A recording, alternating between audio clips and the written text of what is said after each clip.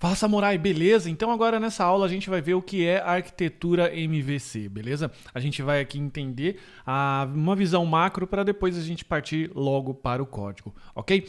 E para a gente começar, eu vou te perguntar, e nós vamos se perguntar, aliás, primeiro, o que é uma arquitetura, tá bom? Porque tanto se fala de MVC, tanto se fala de Design Partners, beleza? Mas vamos dar um passinho para trás, e a gente vai ver aqui o que é a arquitetura, beleza? Primeira coisa que eu vou mostrar para você, antes de explicar, é mostrar o que não é uma arquitetura, tá bom? Para que fiquem as coisas mais claras na sua mente, ok? E essa é um exemplo do que não deve ser uma arquitetura.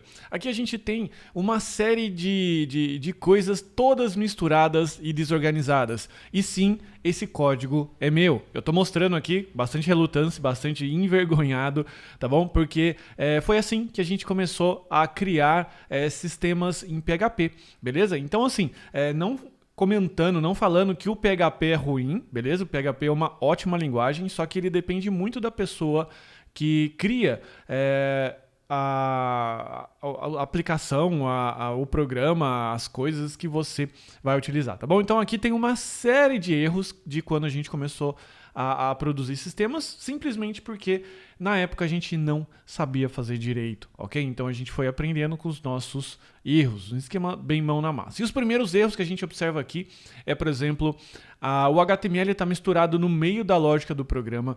Primeiro a gente tem aqui uma série de... Deixa eu primeiro pegar minha canetinha aqui, beleza? Para facilitar. Então, primeiro a gente tem aqui um monte de HTML misturado com variáveis. Aqui a gente tem lógica de programação, uma lógica aqui, por exemplo, com if, misturado com esse, de novo, HTML. Aqui a gente tem SQL no meio dessa camada aqui de visualização. Então a gente tem aqui uma série de situações que comprometem muito a organização do código. Por quê? Porque quando você começa a misturar ideias, conceitos e situações dentro de um código, ele primeiro começa a ficar complexo, começa a ficar um código macarrônico, como a galera diz. Beleza? E segundo, ele se torna muito difícil de dar manutenção. Vou dar um exemplo. Se uma hora, por exemplo, esse campo aqui deixar de se chamar título ou eu precisar acrescentar mais um end dentro desse banco de dados, eu vou ter que vir em todos os arquivos que, por exemplo, utilizam essa tabela, tá bom? Então é um jeito nada saudável, nada legal de se desenvolver, beleza? Então, conselho, se você quiser manter sua sanidade, nunca faça isso aqui que a gente está mostrando na tela, beleza? A não ser que seja uma coisa pequena, a não ser que seja uma coisa muito localizada, enfim, uma coisa só para você brincar, testar conceitos. Se for algo sério, se for algo que você precisa, inclusive, vender ou viver disso daqui, ok? Não aconselho, beleza? Então, a arquitetura de software é sobre organização, de como as coisas são organizadas. Simples assim, nenhum ponto a mais, nenhum ponto a menos, tá bom? Então, quando você escutar por aí na internet sobre arquitetura de software, sobre organização, design partners, é basicamente isso, tá bom? E para facilitar, a galera que já errou muito, assim como eu errei, eles possuem diversas receitas prontas que facilitam a resolução de problemas. E aqui eu vou circular problemas específicos, tá bom?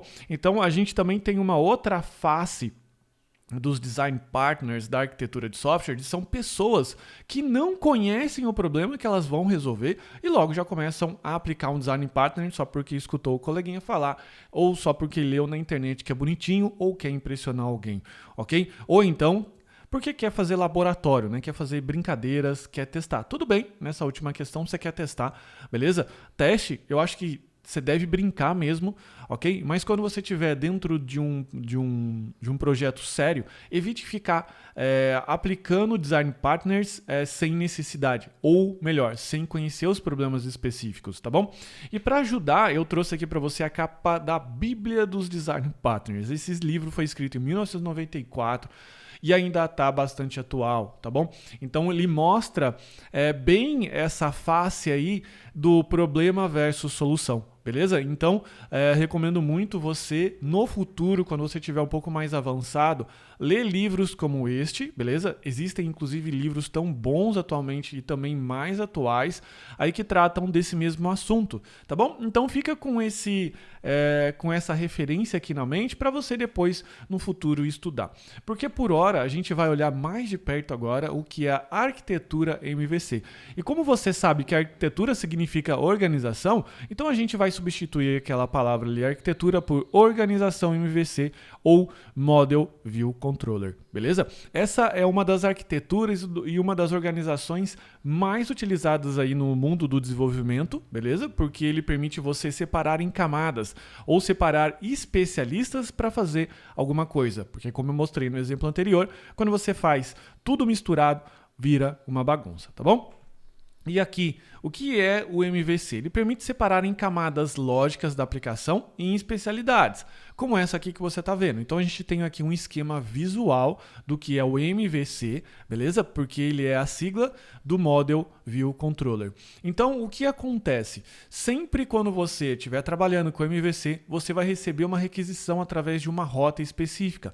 As rotas a gente já chegou a dar uma olhada, principalmente na etapa de padrão REST, é basicamente o endereço URL do recurso que você estiver utilizando. Então, se você estiver lá trabalhando com os clientes, você está trabalhando na rota Customers, beleza? E a rota, ela sempre deve apontar para uma classe Controller, ok? E essa classe Controller é o que vai encabeçar todo o processo. Então, as classes Controllers, elas basicamente contêm a lógica do negócio ou regras de negócio e a camada lógica ali do processo, tá bom? Então, toda vez que você recebe uma requisição, por exemplo, com o método GET para listar alguma coisa, ele vai invocar um método de listagem, por exemplo, de clientes. Bacana? E para ele conseguir trabalhar com essa camada de dados, porque ele na verdade só vai receber a requisição e ordenar para alguém, ele conta com a ajuda da camada M, da camada de model, que é a camada de dados, tá bom? Que é a camada que basicamente vai tratar diretamente com o banco de dados. Veja que essas duas camadas aqui, utilizando a canetinha, elas se conversam, elas se relacionam, tá bom? Mas não significa que o model, que é o modelo, sabe exatamente qual é a rota que ele está recebendo. Ele simplesmente recebe uma ordem assim: vai lá no banco de dados e me pegue todos os clientes em uma determinada condição, ok? Só que vai chegar uma hora que você vai precisar expor esse dado para alguém, não é verdade? Para alguém que fez a requisição aqui nessa rota. Então, por isso, no momento que o controller recebe as informações aqui do model, recebe os dados, ele precisa renderizar. O que é renderizar? É executar um método que, dado os dados que eu recebi do model, ele retorna para a gente uma camada visual, que normalmente vai ser um HTML ou vai ser um JSON, tá bom? E essa camada visual, normalmente, ele roda um template engine. O que é isso? Um motor de engine, ok? Um motor de modelos ou motor de templates. Basicamente, isso daqui é uma biblioteca que, por exemplo, ela transforma uma determinada marcação que você colocar no seu texto, lá no seu HTML, em dados, evitando com que você precise concatenar ali informações, beleza? Então, de repente, essa template engine, ela pode trabalhar como, por exemplo, o JSX do React, que no momento que você marcar aqui alguma coisa entre essas chaves, você marca aqui, ela sabe que ela precisa fazer algum código aqui JavaScript, tá bom? Existem vários templates engine, por exemplo, o Jade é um dos mais famosos, ok? Que você pode acoplar aqui. Então, essa camada de visualização, ela não conhece os dados e não conhece a nossa rota. Ela simplesmente vai fazer o quê? Ela vai receber as informações que o controller passar, beleza? Então, o controller que passa essas informações. Veja que não existe aqui uma ligação direta com a view, com o controller. Então, o controller passa. Inclusive, só um detalhe, o controller ele não é obrigado a trabalhar com uma camada de dados. De repente, ele recebe essas informações, por exemplo, um arquivo, ou um pedido de requisição, ou pedido para fazer alguma coisa e trabalha direto com a view. No momento que a gente está do curso, agora, você percebeu lá atrás, quando você fez a nossa camada primária, ou primata, ou primitiva, achei melhor a palavra, com arrays, o nosso modelo de models eram os arrays. Então, não necessariamente você precisa levar essa arquitetura a ferro e fogo, é uma sugestão. Beleza? Que normalmente isso acontece. Muitas vezes eu já trabalhei em alguns controllers que ele não tinha a camada de modelo. Ele simplesmente exercia algum código e retornava aqui com a camada de visualização. Beleza? Então, para facilitar aqui dentro do nosso universo do Node.js, o que vai ser cada coisa? Aqui na camada de rotas, ele vai ter lá o roteirizador, que a gente já tem isso pronto do Express, beleza? Aqui a gente vai ter as classes de controller, que a gente, aliás, já fez uma, ok? E, aliás, também, quando a gente fez, você nem sabia direito o que era a arquitetura MVC, beleza? E a gente foi fazendo para depois explicar. Então saiba que agora o seu controller ele faz parte, a sua classe ele faz parte agora de uma arquitetura, que é a arquitetura de controller, beleza? Logo na sequência, para poder fazer a camada de dados, a gente vai utilizar o Sequelize, que foi o que a gente já fez. E a camada de visualização, basicamente, não vai ser uma classe separada. Ela vai estar integrada com o controller e ela vai ser simplesmente um res, um res aqui, né, de response.json, tá bom? Então, esse método aqui, ele vai simplificar toda a camada de visualização. E como eu comentei, essa arquitetura é uma arquitetura muito utilizada e a grande maioria dos frameworks que você for utilizar, como por exemplo o Adonis, que é um framework MVC feito em JavaScript, ele sim tem uma camada lá de visualização e até o próprio Express também. Você pode criar uma camada de visualização que é um ponto HTML que você for fazer, tá bom? Então esse ponto HTML tem a camada de visualização HTML. Só que como nós não estamos trabalhando com uma camada visual que necessita de tantos detalhes como o HTML, a gente vai se limitar a fazer o res.json, de response, ok? E como é que vai funcionar então a correspondência de rota com os métodos de controller? Por quê? Porque uma vez que o controller recebeu a rota num determinado recurso, que pode ser get ou pode ser post, a minha letra é horrível, eu sei, tá? Pode ser get ou pode ser post, ele precisa tratar essas coisas de uma forma diferente, porque get dentro do padrão REST significa solicitar, pegar alguma coisa, e o post significa gravar. Então você está vendo que você tem duas intenções diferentes para uma mesma classe tratar. Como que você faz isso? Você faz isso através dos métodos do controller, tá bom? Então os métodos padrões que vão ter em qualquer controller, e de novo, não precisa ter todos, tá bom? Pode ser que de repente um controller que você faça só tenha o create ou só tenha o index, mas um controller RESTful lá que a gente for trabalhar completo, ele vai ter o método index, que é o método que lista todos os registros, beleza? E quando eu falo todos, pode ser inclusive sobre uma determinada condição. De repente você pode fazer aqui, por exemplo, um where aqui dentro via parâmetro que você receber. Então, de repente você recebe uma listagem. Liste todos os funcionários do departamento X. Listagem todos do departamento. Então, esse departamento você vai receber via request.query. Ou seja, você vai receber qual é o departamento que você for trabalhar via o request que o Express for fornecer para você, ok? Depois, na sequência, você vai ter o show, que é para você mostrar um recurso específico através de um ID ou qualquer outro fator de identificação, a criação, a atualização e a exclusão, ok? E isso aqui a gente tem uma correspondência, então, de rotas, que normalmente, seguindo o padrão REST, vai ser dessa forma. O get/customers para listar todos e a condição, ela pode vir aqui, beleza? Você pode colocar aqui um parâmetro que você for colocar aqui, por exemplo, com o nome do registro igual ao dado, ok?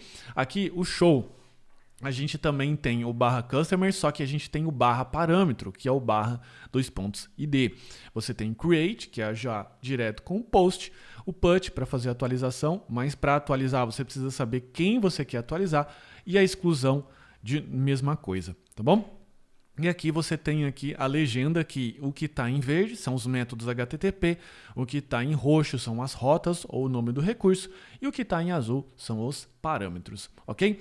E lá no Express ou na nossa aplicação, a gente vai ter, com certeza, um arquivo de rotas, porque esse arquivo de rotas, ele pertence toda a estrutura do Express, porque uma hora que você receber uma requisição, um chamado, uma conexão HTTP, o Express ele vai precisar saber como lida com isso, tá bom? Então, nesse momento aqui que você criar as suas rotas, que vai ser o gerenciador de recursos, o gestor de recursos REST, você vai colocar aqui, por exemplo, qual é o método que você for trabalhar, qual é a rota e qual é o método controller que corresponde àquela rota, tá bom? Porque aqui você vai conseguir ligar todo o mundo de conexão que está chegando dentro da sua aplicação com o modelo MVC, tá bom? Então o roteador ele serve para isso.